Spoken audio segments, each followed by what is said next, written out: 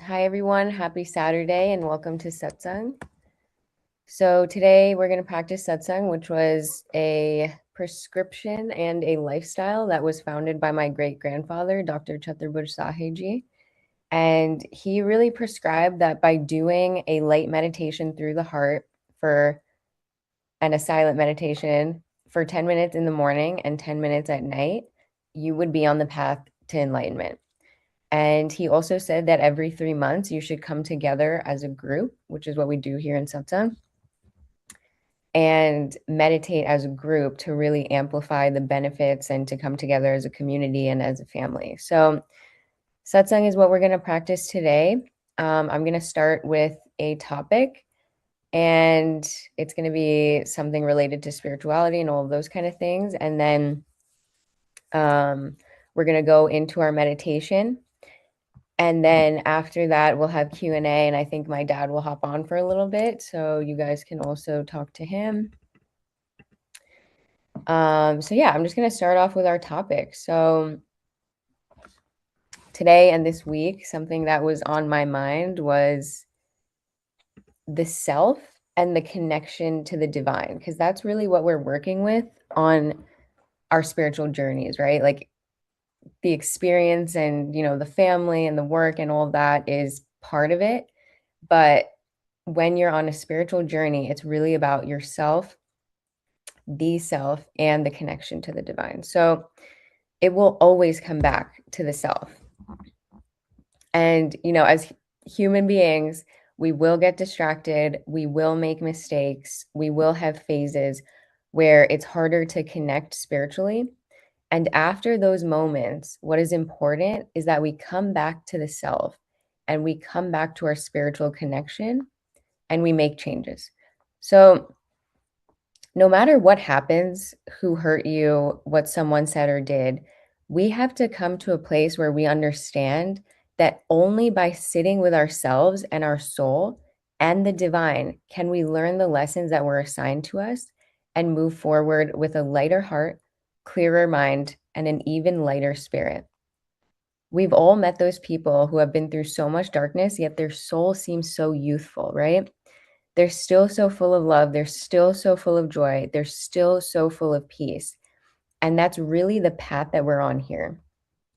It's okay to make a mistake or hold a grudge or be filled with guilt or shame or burdens, right? That's part of life. But to hold on to these and make them a part of your identity is where we start to go wrong. So reflect on what's happened, ask for forgiveness if necessary from the divine, but also know that there is time to learn from all of your experiences and make new choices, choices that come from a place of peace and not chaos. And if we're committed to that, then even what feels like a burden can be resolved.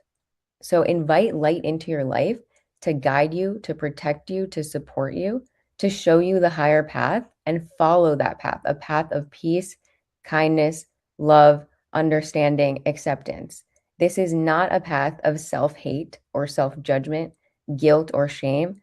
It's a path of freedom, clearing all states of lower consciousness to achieve the higher states of consciousness. But regardless, we will have to come back to the self. There's no room to blame others for what we have to heal and move on from within ourselves. And there's no point in holding grudges that only taint your own heart and your own mind. So let yourself be free and let yourself live a life that isn't perfect, but live a life full of faith and know that you are guided and you're supported along this journey no matter what. And you can truly come back from anything if you take the accountability necessary and you make positive changes moving forward and you strengthen your connection with the divine. So, on that note, let's get started with today's meditation. Sure thing. So I'm glad to be back to spend the New Year's here. So while people are going on vacation, I am actually getting back centered on our meditation workshops. So yeah, first let's, settle down. ground ourselves and meditate a little, and then we'll continue to discuss the topic, which was quite profound, but essentially something that we all need to figure out how to implement in our lives. All right, so journey inwards. For that, eyes lightly closed and sit in a relaxed and still posture. So both of these things not only help us focus inwards, they also help us concentrate and focus our minds. So what do we need to focus on? The backdrop is actually very, very important,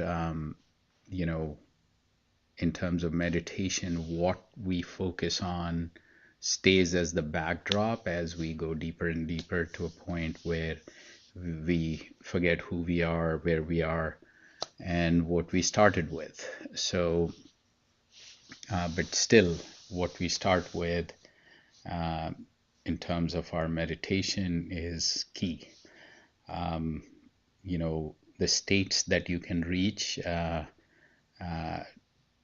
to some degree depend on what you create as a backdrop. And I was just reading somewhere in one of my grandfather Guru Maharaj's notes that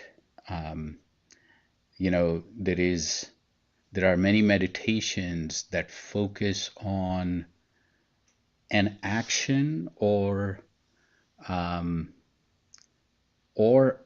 something that is from this physical world, but what he wanted us to do as the backdrop for this meditation is to take a very no image, photo, or inert object. Think of a very conscious source of this transcendental energy that we want to embody. So a conscious source, I think, is key here.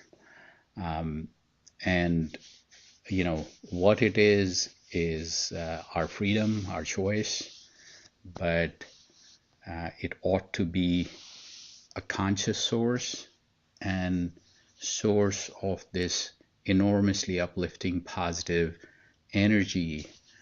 So go back. So this source of energy should be not a contained source in some ways. It ought to be something that expands, and expands. So this transcendental energy, the whole idea is that it's not limited, it's limitless. It's the backdrop of our meditation. So I'll repeat one more time as somebody just joined. So sit in a still and relaxed posture, eyes lightly closed. So now both of these things, when we close our eyes, the sensory input is not, distracting us anymore. Every time the body moves, your mind moves with it. So we want to minimize that. And now, once our eyes are closed, we are in a still and relaxed posture.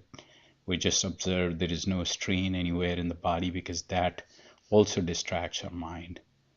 And then we think of this presence of this transcendental energy in form of light, and this conscious source of this transcendental energy in form of light is right here, right now, and this light is entering our heart, enlightening it, and then this light is moving to every part of our body. So we're getting completely and totally immersed in this light. So we are becoming the light. We are embodying the light. we are becoming the light. So that's the whole process. The mind will play its games, and we just, to some degree, we just observe what thoughts come and what distracts us. But our focus, our intent, our um, complete completely, there should be a singular focus during this meditation, that this transcendental energy in form of light is entering our heart, distributing throughout our body, and we are becoming one with this light. And when mind moves away, all we need to do is bring it back to this thought and this thought alone. So from inward orientation, we focus, we go to concentration, and then slowly we go into deep meditation, and which leads to higher consciousness, higher awareness. So we'll start with music. This music would help concentration, and then music fades away and we go into deep silent meditation for some time, and then music transitions us out again. Let's start now.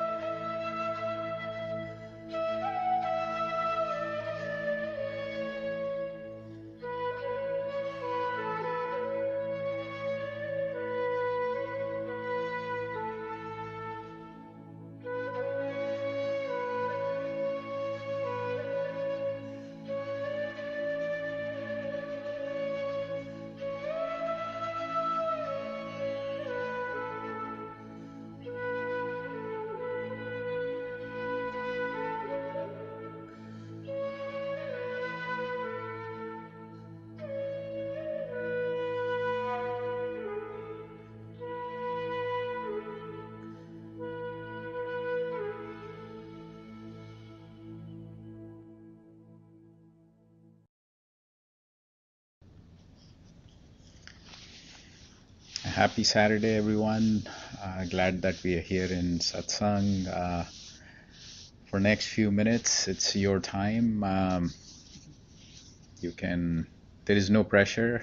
Um, I think I actually was listening to a guided meditation and said, "Don't hurry into a meditation and don't hurry out." Uh, of meditation. What we have just um, done. I think this is the transition out where you absorb uh, this positivity. Continue to do that. In the meanwhile, if you want to put the video on or unmute and ask questions, share any comments, experiences, uh, and Parul, if you want to discuss any further the topic.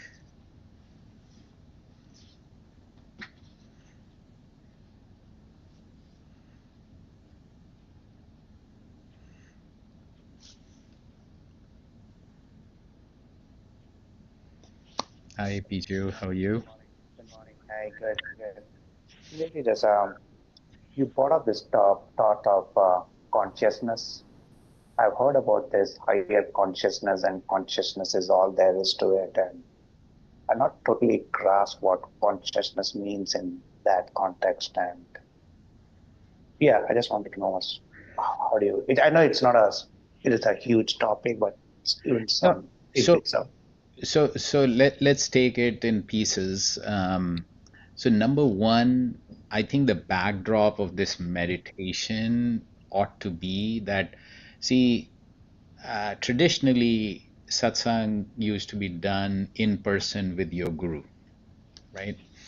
Um, so the thought here is that even if whatever your belief is, whatever you want to focus on, it should be um, the presence should be like a conscious presence in the sense that live, you know, a living backdrop rather than, because in mesmerism, for example, you focus on a dot, or there are other ways and means where you are, you know, um, you're concentrating on something which is an object rather than a conscious uh, living presence, right? So that's number one. Number two is that when we meditate,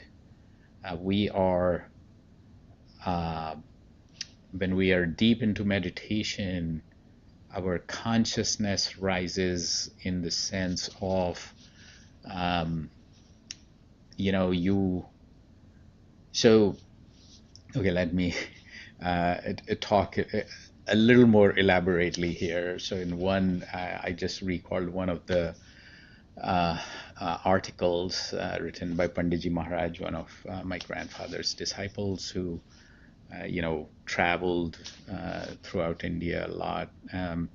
So in his article, he said typically we are in three states. You know, like awake from the sense of not sleeping. Sleep is the other state, and then dream. And all three are so different that every day we have flavors of these three, um, in the sense that, in the dream, suddenly I could become, you know, um, so strong, and so I personally I could be so weak, and so two different uh, um, like states, uh, and then when I'm so-called awake, um, you know, I'm experiencing the world around me, right? And then he says there is a fourth state, which is uh, the real awake state, where your consciousness has risen to a point where, you know, in Indian traditional terms, you have acquired gyan, or you have achieved a state where your perception, your ability, your awareness has become, far more broader, deeper uh, than, you know, so so I think that is what you achieve in deeper meditation, and that's what is referred to as higher consciousness in some ways. Okay.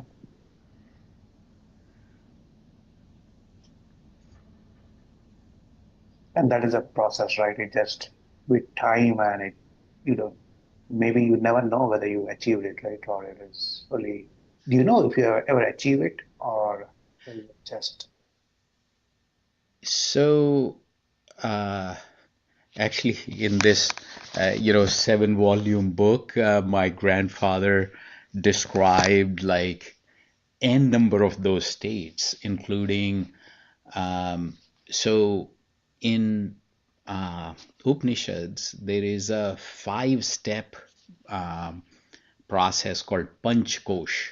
So there are the 5 layers that you have to cross from being completely worldly to, uh, you know, this higher conscious state where, call it enlightenment, which ever, somebody prefers. But then he describes that there are 5 milestones. So, realm of the world is the first one. Eat, drink, and be merry is the, going term there. There is no concept of going beyond this physical realm. Then something happens and you're like, hey, I'm not my mind, I'm not my body, I'm not my brain, I'm beyond that, so who am I? When that comes in, the second step is the realm of life, where pranayams and concentration, pilgrimages, going, doing stuff which is more action than inner, deeper meditation. So that's your second step. Then the third step is realm of mind, where you concentrate, you focus, you go deeper inwards in the realm of the mind, where you acquire mental resilience, you acquire mental capacities, capabilities through meditation. That's the third realm, the realm of mind. Now, once you have acquired those deeper mental capabilities, if you so I mean, you might have heard, I've seen people can tell the future, people can read somebody else's mind, and I can go on and on. So there are these, just through concentration of your mind, your focus, your ability to make decisions, this, that, all that becomes different. I mean, that we see literally every day. But what my grandfather says is that if you do not dissipate those mental capacities and continue to invest into your further upward growth, so these are the 5 realms where you are vertically climbing to higher states. The fourth state is realm of knowledge or gyan, where literally your mental capacities further get you to, and I don't know if I should say this, that I have seen it, but I have observed several people in satsang, and read about it and even experienced to some degree. And what I feel is that your brain gets rewired. In Gita, there is a description of sthit pragya or ritambra buddhi. where you are, like your ability to go deeper into a subject, into uh, abstract things. And, God is supposed to be the most abstract concept that we have come up with. So your ability to go deeper into concepts and understandings and, so this rewiring of your brain brings a phenomenal level of clarity, and that's the realm of knowledge, the fourth realm.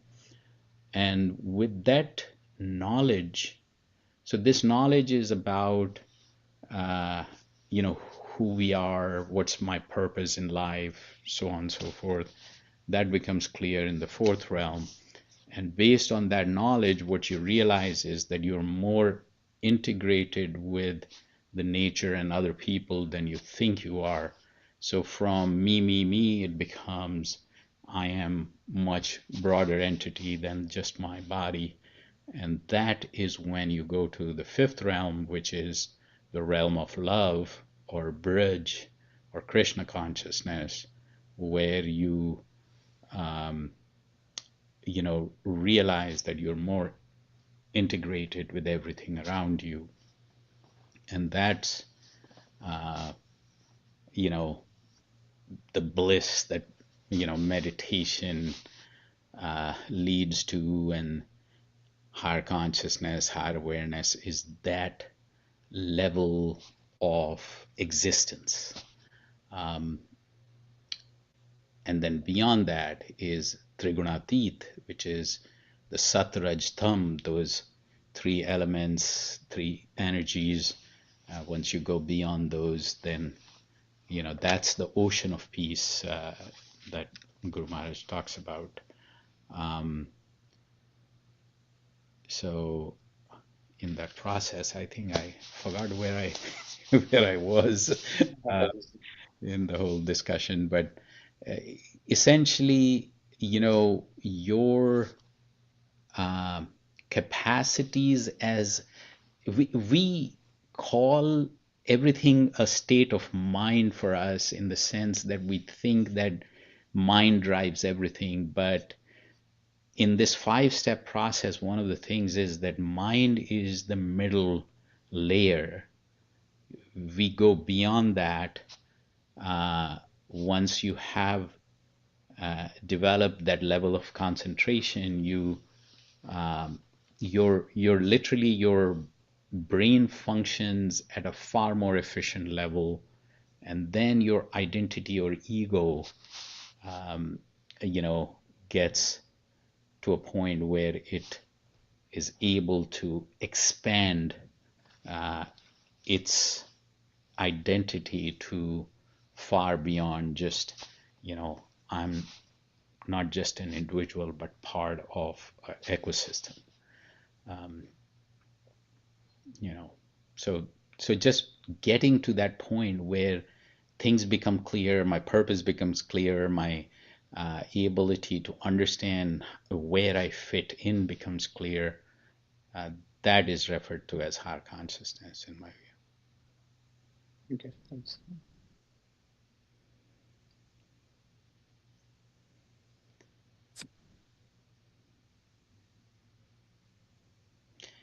So meditation kind of sort of uh, first leads to a concentrated state, and then leads to the neuroplasticity, or the rewiring of the brain, when your just ability to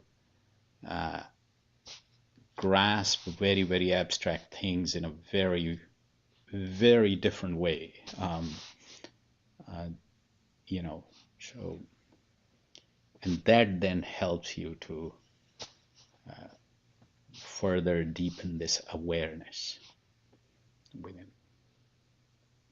Okay. Am I making sense? Yeah. No, it is getting there. Yeah, thanks for clarifying. I hear this a lot about consciousness. Yeah, That's a, it books have been written, so I just wanted to know it must be really big for books to be written about it. See, the thing is that think of if we were in a very where clarity was us, right? It's like we were absolutely and totally clear about everything that we think about. Our action was very purposeful. Life was very purposeful. Higher states where we could operate in a way that's the most efficient that we think. Why are we not able to do that? I mean, there are times where there are temptations, there are emotions that cloud our judgment, there are things that affect us, and we're like angry for, you know, anger consumes us, lust consumes us, greed consumes us. When do we become free of that?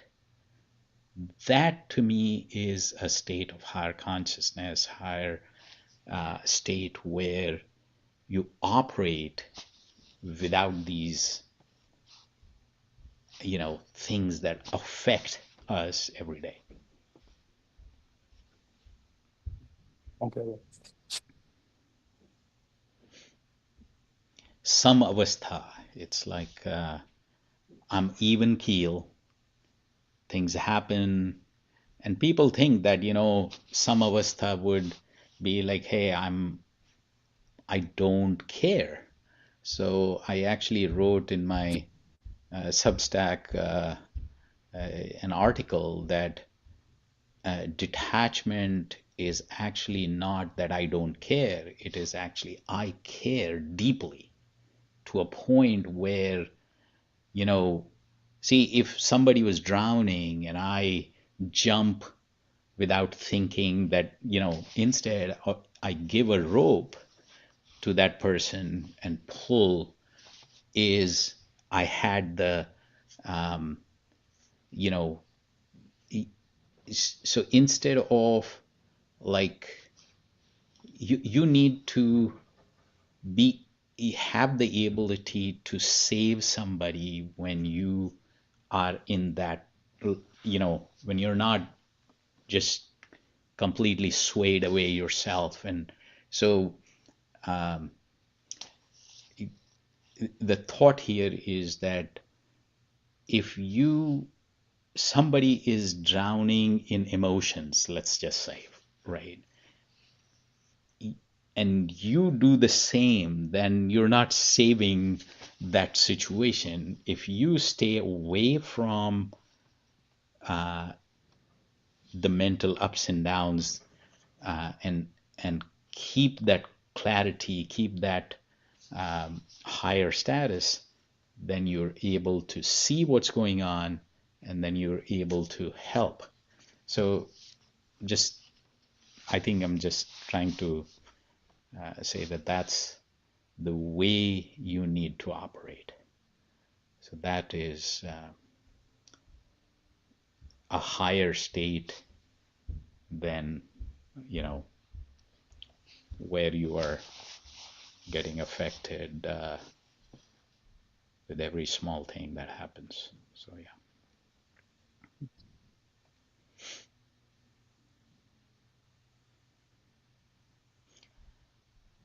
So how's your meditation? Is that getting any better? Is that are you? Yeah, I mean, it's getting better. It's since I started doing this. Yeah, I'm trying to stay away from the mantras that I've been doing and just looking at it, like you say, from the light aspect. And yeah, I'm hoping eventually I'll get to that state. But I Yeah. say it's not easy after doing this for so many years. You realize you're still so much. I personally think I'm not nowhere close to where potentially I could be, and but it's helping me in a short Yeah, period. yeah, and you can do mantras before and after, as I think I might have Yeah, mentioned. This is going beyond. So I don't know if we talked about this, but when we do mantras, I think I might have talked to you about this, but see, when we are speaking, and if we keep speaking, at some point we will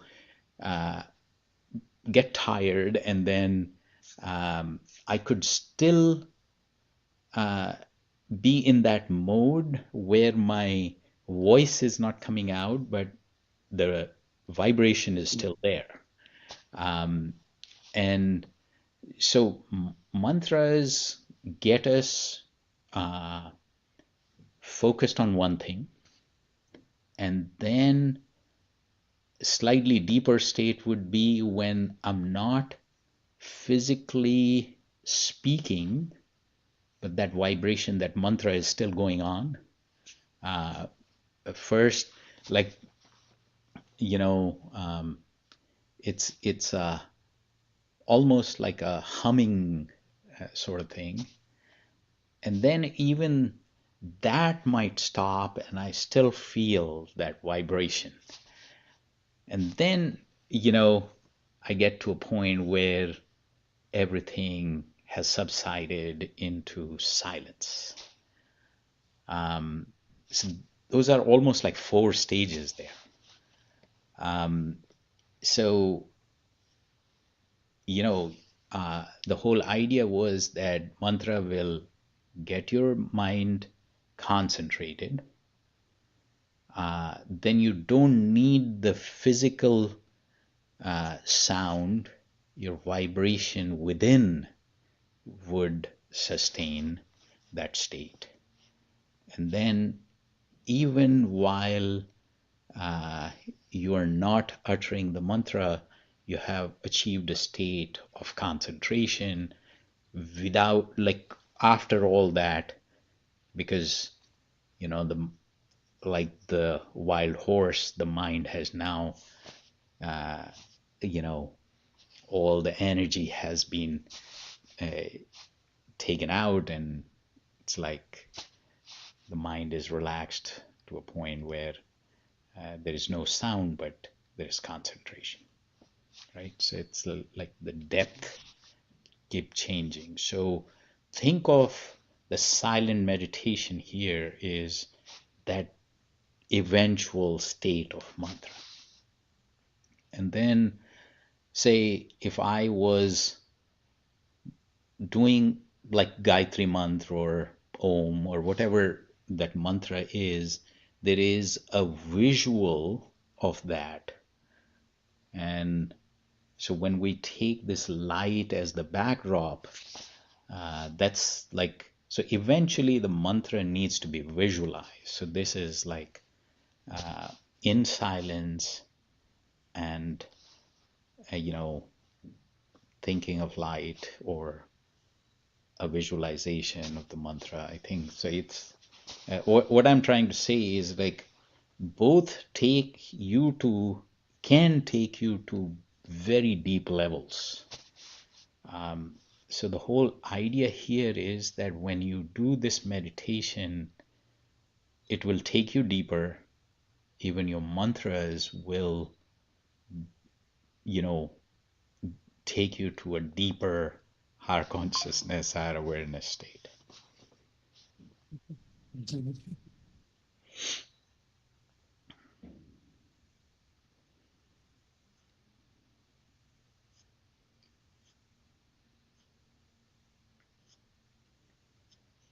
Cool.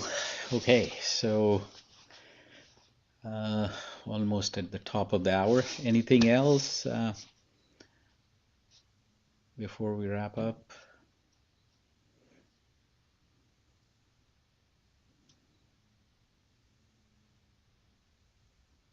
This meditation was so very nice, Sanjeev.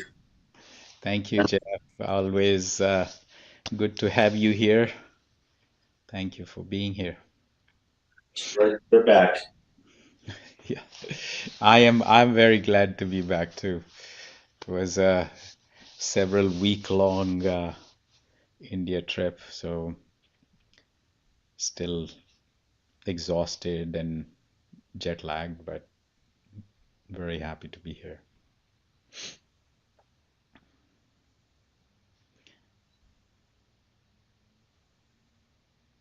So Sandra, AC, and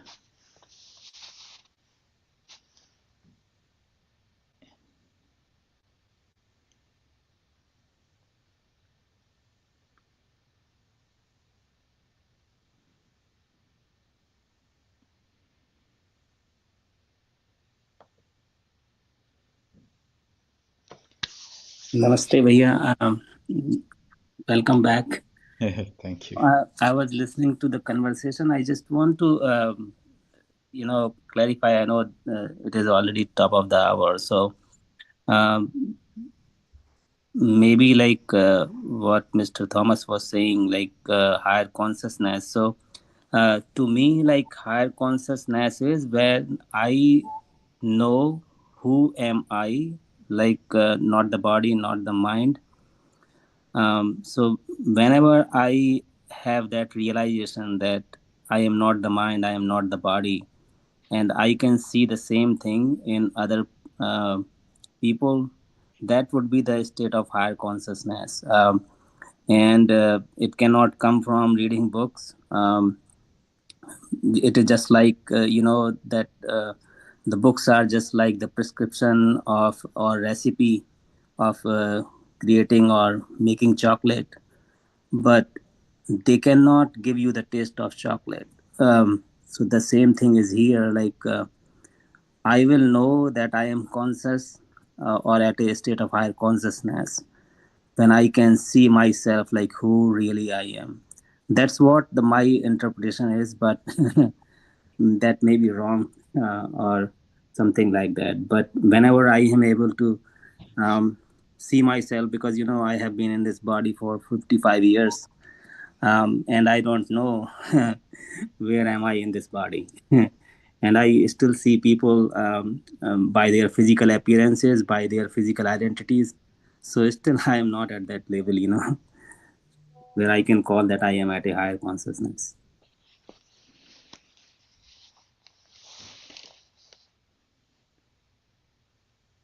Yeah, one question there was that do we become aware, um, that we are, um, at that level.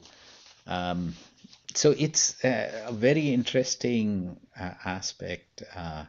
What I have seen is that, people as they grow higher and higher, the humility, the harmlessness, uh, the the ability to just, you know, um, there is no, there is little need to um, kind of show that they are somewhere special. So, what I find is that one, depending on the type of meditation or type of power that you're acquiring, I have seen there are methods in which the ego gets a boost, um, and that shows.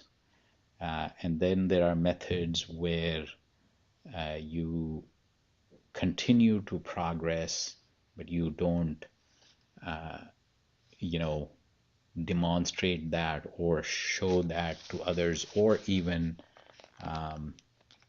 think of yourself even within that you are in a special state. But as these things that just Omkar was talking about, or you know, as we become more aware, as we become more, you know, originally we were supposed to be at that higher consciousness where we are operating as a true human being, so it's what Guru Maharaj has documented is that there are people who meditate on the forehead versus we meditate on the heart. The difference, there is a stark difference between the two. when you meditate on the forehead, you get more power more quickly, and the ego, um, you know, uh, gets um, demonstrably, you know, a boost, and it shows. And people meditating on the heart tend to be, um, you know, uh, it, they avoid some of those ego boosting aspects. So so my grandfather was always meditate on the heart rather than other things that are. So there were even like Hatha Yoga and a lot of the yoga, even like when people achieve a deeper level of concentration um, on other things, they feel that they are doing it. Here, uh, the whole aspect of crediting it all to the guru, or when you focus on the heart, you are not trying to think that you are doing it. It it gets you to a higher state, but your humility increases to a point where you don't feel that you are at that state. Parul, you have been quiet. Anything before we wrap up?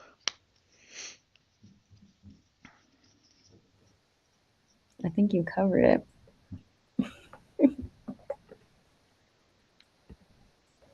Good to have you back. So I'm glad to be back. Yes, totally. So, all right, on that note, uh, glad that we were here in Satsang, to be in Satsang again soon. So, till then, light, love, and peace be with you. So, Biju, Mahima ji, Anita ji, Namaskar. Namaskar. Thank Happy. Hello, Parul. Thank you.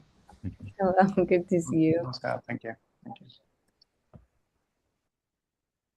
Jai, Pranam Bhaiya. Namaskar. Namaskar. Namaskar. Namaskar, Atharv. So, Poonam ji, Omkar, Jeff, AC, Renu ji, Subko Namaskar.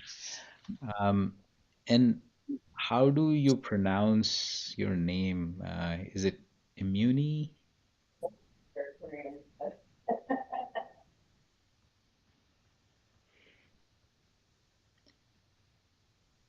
So, yeah, I've seen it also, uh, it's the last name, it almost rhymes with Rohit. Um, but I've seen them join the session before. All right, take care.